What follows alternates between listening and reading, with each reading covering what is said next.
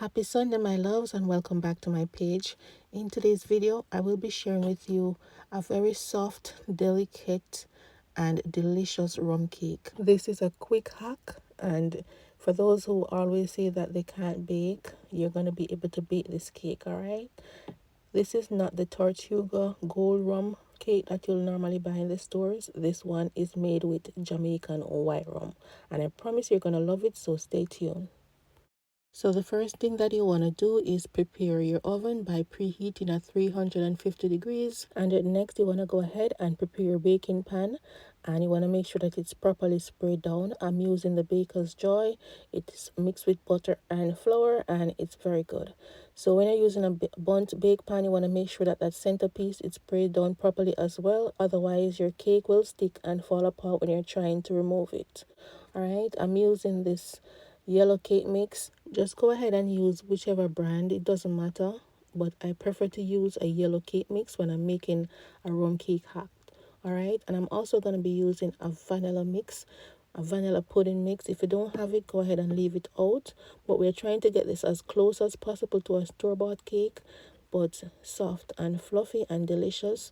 So I add the entire packet of that, and for the oil we're going to substitute that for butter.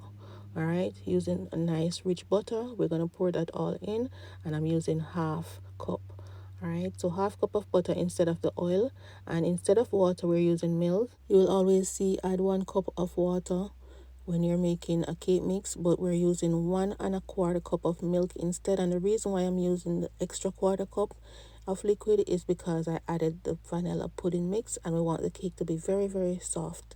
All right, so we add 3 eggs as the instruction will tell you on the cake mix, and then I'm gonna add ¼ cup of white rum. All right, I'm also going to be adding a teaspoon of vanilla in there as well. And trust me, when you make this cake, no one will walk in your house and taste it and think that it's a cake mix. It's going to taste like you made this from scratch with the butter and the flour, baking powder and all that. So for those who are having problem with making the Jamaican fruit cake, or if you don't like the Jamaican fruit cake, this is a great substitute for your Christmas to put on your table. All right, you can see the cake was properly mixed. There is no lump, and we're going to add it to our preheated oven.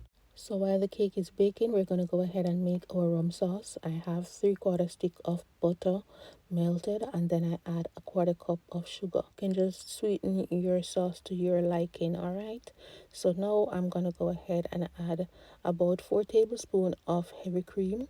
You don't have to add it if you don't have it, just use water instead. And after adding that, we're going to go ahead and we're just going to allow it to melt, allow the sugar to melt, and then we're going to add our rum. After adding my rum, I just go ahead and turn the stove off. And the reason I turn the stove off right after adding the rum is because I don't want the alcohol content to evaporate. All right, so if you don't want it, if you don't want your cake to be that strong as mine, then you can allow the alcohol to cook for at least 2 minutes and then turn your stove off. But I want the cake to taste like rum cake.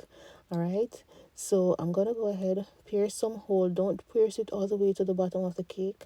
And I'm gonna add the rum sauce just a little on the bottom, and then when I flip it over, then I will saturate the entire cake with the remaining rum sauce.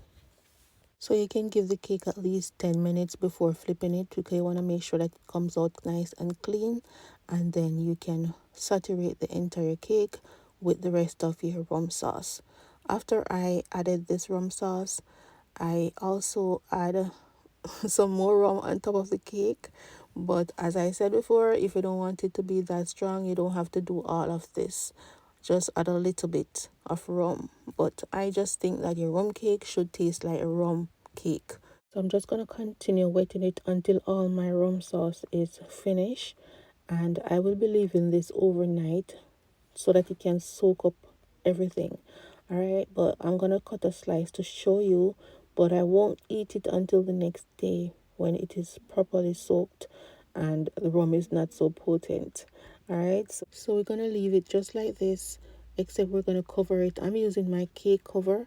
Any cover that you have that can cover the cake without disturbing it, you can go ahead and do that.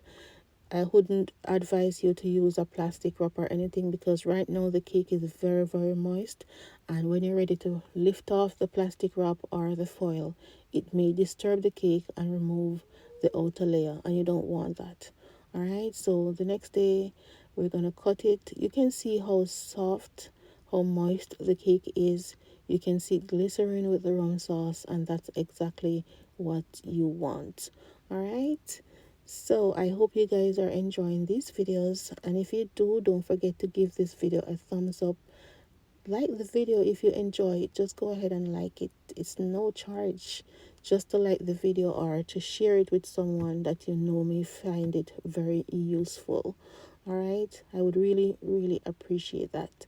And if you want, you can go ahead and leave a comment in the comment section. The more interaction that you do is the more the YouTube or Facebook will push the video so that others can see it. But if you just watch it and go, then they're going to think that you're not interested in the video, so they won't show it to anyone else. All right. Thank you all so much for watching. Enjoy your Sunday, and may God continue to bless and keep you all. Bye now.